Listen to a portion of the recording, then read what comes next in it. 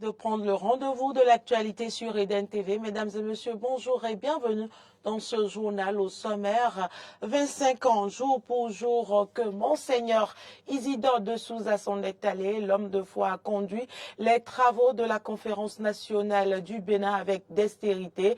On se souvient du prélat au grand cœur qui a marqué l'histoire du pays dans cette édition. Les travaux de bitumage de la route Bétérou-Tchaourou, frontière Nigeria, presque achevés. Une infrastructure qui contribuera désormais à un essor économique de la localité. Et puis, hors de nos frontières, le Kenya suspend sa mission de police en Haïti après la démission du Premier ministre Ariel Henry.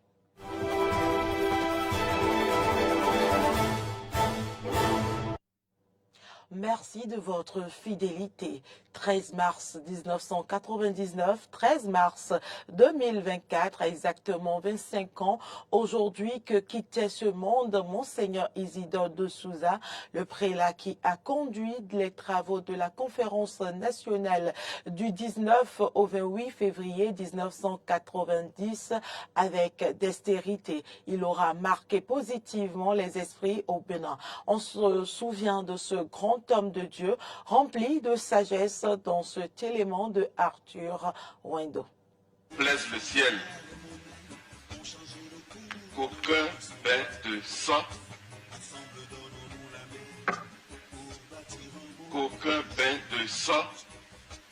ne nous éclabousse et ne nous emporte dans ses flots.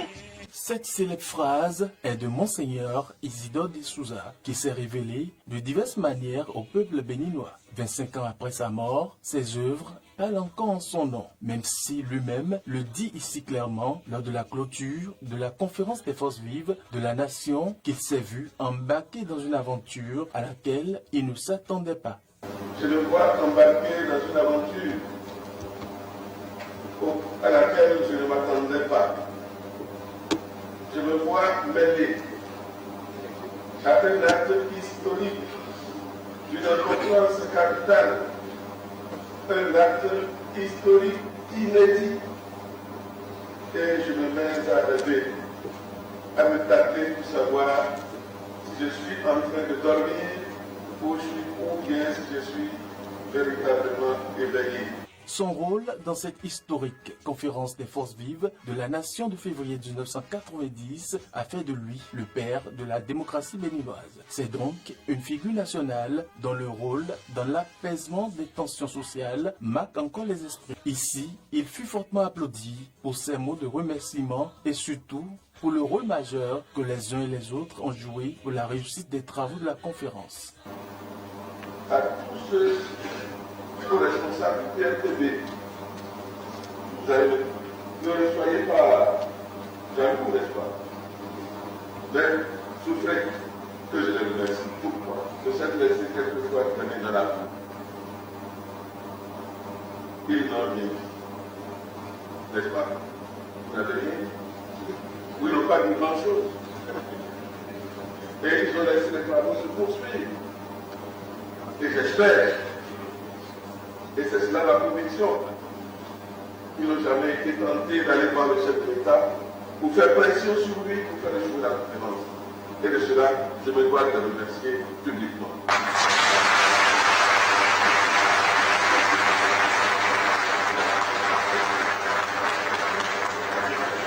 Monseigneur Isidore de Souza est un homme de Dieu, né le 4 avril 1934. Il est ordonné prêtre le 8 juillet 1962. Après son ordination, il poursuivit ses études à Rome, où il séjourna pendant tout le Concile Vatican II.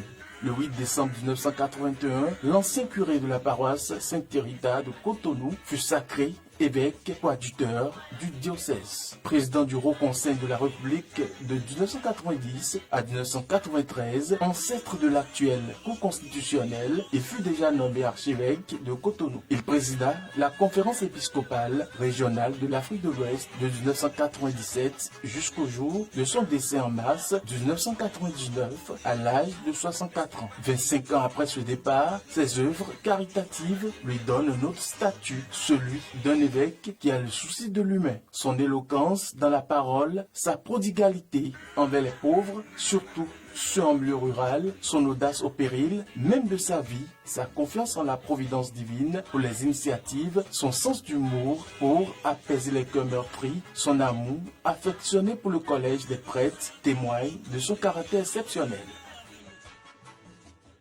Les travaux de bitumage de la route Beteru-Chaoru, frontière du Nigeria, avancent à grands pas. La construction de cette route longue de 67 km vient soulager les peines des populations et impacte sans nul doute le développement de cette localité. Suivez plutôt. La route Beteru-Chaoru, frontière Nigeria. Les travaux d'aménagement et de bitumage de cette route avancent malgré les difficultés. Sur le tronçon Beteru-Chaoru, 66 km 325 mètres, à des endroits, les travaux de terrassement sont achevés et le bitume est en cours de déploiement. C'est l'entreprise Sorubat qui réalise les travaux avec le financement de la Banque islamique de développement. Niveleuses et compacteuses pneumatiques vont et viennent sur le chantier. 24 km d'enrobés déjà en place sur les 66 km 325 mètres. On suit la réception de toutes les couches et surtout les qualités des matériaux. Donc on assure que les matériaux mis en œuvre soient de bonne qualité qui répondent aux normes et aux spécifications du marché. Les travaux ont accusé un retard. L'entreprise est confrontée à des difficultés. C'est le problème d'expropriation. On a Alafiaro, on a Goro et on a Chaoru et Orogi. On attend la résolution du problème de l'expropriation. Et par suite, on fait le déplacement du réseau. Malgré les difficultés, les travaux continuent avec un programme réaménagé. Fin mars 2025, si tout est bien, tout est libéré, on fera Inch'Allah la réception provisoire. Les travaux sont toujours en cours, mais élus et population apprécient déjà l'initiative de bitumage de la route Beteru-Chaoru, frontière Nigeria. D'abord remercier les membres de notre gouvernement qui ont aujourd'hui à cœur nos problèmes dans nos différentes contrées. La route Beteru-Chaoru, Kassoala, vraiment c'est une route très capitale pour la commune. Ce taxe relie directement la Donga. C'est un offre de soulagement depuis l'annonce des travaux de cette route. Quand il n'y avait pas le goudron, c'était difficile. Maintenant que nous l'avons, la circulation est aisée. Nous sommes très contents. Nous prions pour l'auteur de ces œuvres, que Dieu lui donne la santé et une longue vie. Il y avait des difficultés. Même pour aller en ville, c'était très difficile. C'est-à-dire qu'arriver là-bas, tu vas aller chez les mécaniciens. Maintenant, vraiment, nous sommes contents. On les remercie infiniment même. Que les mains de nos ancêtres nous bénissent. La partie Chaoru frontière Nigeria a déjà reçu l'enrobé sur toute sa longueur. Le bitume, comme un ruban noir, dressé au milieu de la végétation. Dans une note de service prise par le directeur général de la SBEE, la jouissance du quota d'eau est supprimée à tous les agents en service, en activité comme à la retraite ou sortie des effectifs de la société, quel qu'en soit le motif. Selon cette même note de service, la jouissance du quota d'électricité est supprimée à tous les agents admis à la retraite et ayant droit à des agents décédés en activité comme à la retraite. Il est à retenir que le bénéfice du quota d'électricité par les agents en activité est converti en numéraire et payé mensuellement sur le salaire. Que pensent alors les populations de cette note de service prise par le directeur général de la SBEE? Certains se sont prononcés dans ce reportage. Plus de quotas d'électricité et d'eau pour les agents des 10 sociétés en activité ou à la retraite. Ainsi en a décidé le directeur général de la Société béninoise d'énergie électrique à travers un communiqué. Le bénéfice du quota d'électricité par les agents en activité est converti en numéraire et payé mensuellement sur le salaire. Une décision qui vise à mieux réglementer la jouissance des quotas d'eau et d'électricité au Bénin et diversement appréciée des Béninois. Une bonne chose que tout le monde participe dans la caisse de la SONEV sans sans mettre la différence à partir du moment où on promet compléter leur salaire. L'essentiel, c'est de faire un bon complément pour qu'ils soient tous heureux ou heureuses pour contribuer. Merci. Je pense que le fait qu'ils commencent par payer leur facture d'eau, comme tout citoyen béninois, est une bonne décision. Et le fait d'apprendre qu'ils ne payaient pas, moi, m'a un peu étonné. Parce que je ne l'ai jamais su. Donc, quand on augmente un peu leur salaire, qu'ils sont parmi ceux qui payent aussi leur facture d'eau, je pense que c'est une bonne décision qui a été prise. Cela serait en quelque sorte éternité. Parce que si les travailleurs eux-mêmes doivent payer leurs factures, à quoi ça servirait de travailler encore à l'SBE et à la SONEC? Cela devrait être pris en charge par l'État, car cela est un général pour le pays. Les agents à la retraite de la SBEE devront désormais, comme tous les autres Béninois, s'acquitter de leurs factures. Il faut rappeler que cette note de service du DGSBEE prend effet à partir du 1er avril 2024. Au registre politique, le parti Renaissance nationale se préoccupe de la représentativité des femmes au niveau local. Reçue hier sur Matin d'Éden, la secrétaire générale du parti en la personne de Dr Valérie Idossou s'est prononcée. Je vous invite à suivre ses propos. Au niveau de ce nouveau code électoral, on a l'impression que oui, la zone féminine a été oubliée. On a oublié que le chef de l'État est dans le registre de la masculinité positive. Est-ce que vous avez fait des propositions dans ce sens ou est-ce que vous comptez en faire de manière concrète? Nous allons en faire. Okay. Pour nous, ça devrait être une évidence. Okay. Et on l'interprète actuellement comme ce qui a échappé. Okay. Ce qui a échappé et qui a aussi échappé aux femmes de l'Assemblée. Parce que au début de leur mandat, si je me souviens très bien, il y a l'INF qui a essayé de faire une rencontre avec toutes les femmes. Après, ils ont mis en place un organe, le caucus des femmes. Et c'était pour dire, vous appartenez à différentes formations politiques, mais il y a des intérêts stratégiques qui sont les intérêts des femmes. Essayez de porter une voix commune à propos de ces intérêts-là. Mais je ne peux pas juger de ce qui s'est fait. Je ne sais pas si elles ont porté de la voix et qu'elles n'ont pas été écoutées. Je suppose que c'est le cas. Et elles savent maintenant qu'est-ce qu'il faut faire pour que ça revienne. Parce que il faut qu'on arrête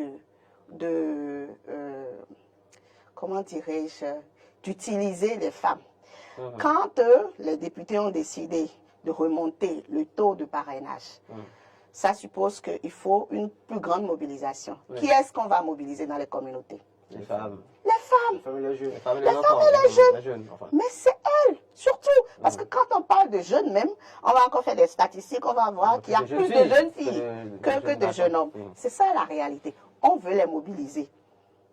Mais on ne veut pas qu'elles soient représentées. Ce n'est pas juste. Désormais, il y a 24 au moins femmes qui seront à l'Assemblée nationale. Elles le sont déjà. C'est un début. Oui, mais pour les prochaines fois, ça n'a pas changé. En fait, ce qu'on reproche, c'est au niveau local. Rien n'est dit. Je ne sais pas si la jurisprudence va faire en sorte que ça continue directement. Mais pour nous, au RN, il aurait été important que ça s'écrive. Voilà, c'est un plaidoyer que vous faites en fait. Je vais faire un plaidoyer. Même si entre-temps le chef de l'État promulguait la loi, que feriez-vous?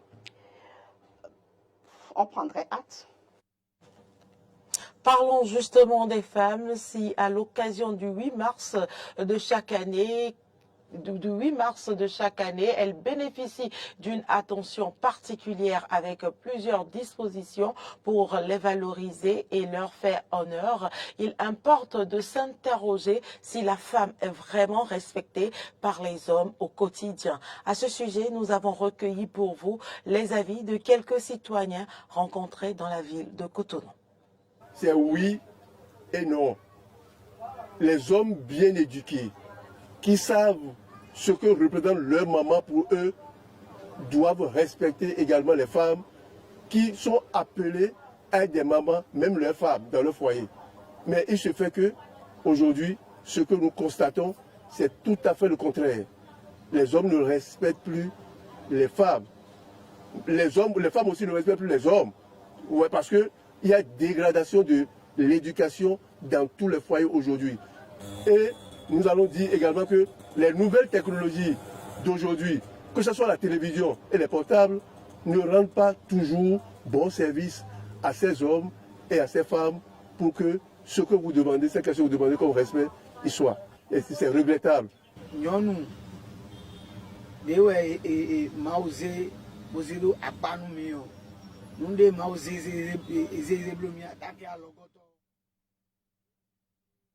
Tel que Dieu a créé la femme en tant qu'une aide pour l'homme, elle mérite du respect. Mais l'homme ne la respecte pas en tant que telle. Et ce sont nos comportements qui ont occasionné tout ça. Si l'homme se rappelle que la femme est l'os de son os, la chair de sa chair, il va la respecter. Ce n'est pas uniquement son épouse qu'il doit respecter.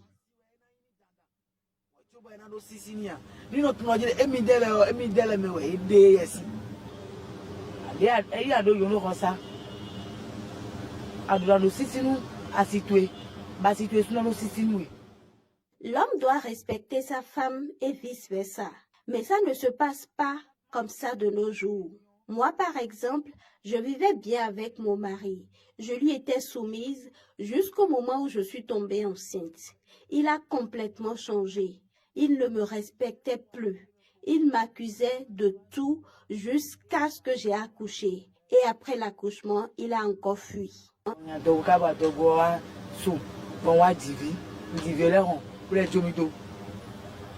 Au fait, là, toutes les femmes sont nos mères. Et raison pour laquelle tout homme doit respecter la femme. Ce n'est pas totalement le cas. Les gens ne reconnaissent pas la valeur de la femme. Et nous pouvons dire que, comme c'est écrit, comme c'est déjà au commencement, on dit que Dieu créa la femme par enlevant les côtes de l'homme et créa la femme. Donc, la femme est une aide pour l'homme. Mais la femme en question, elle ne se voit pas comme une aide pour l'homme. Elle veut parfois dominer l'homme. Alors qu'une femme doit se soumettre à son mari. Si elle a un peu, elle veut exagérer, elle exagère du moins, elle veut dominer l'homme. Et nous les hommes, nous ne pouvons pas nous laisser faire.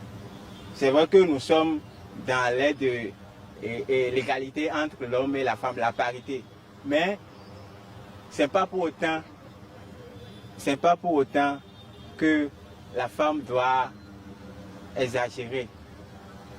Et les femmes, si elles veulent que nous les hommes, nous les respections, eux-mêmes doivent nous respecter.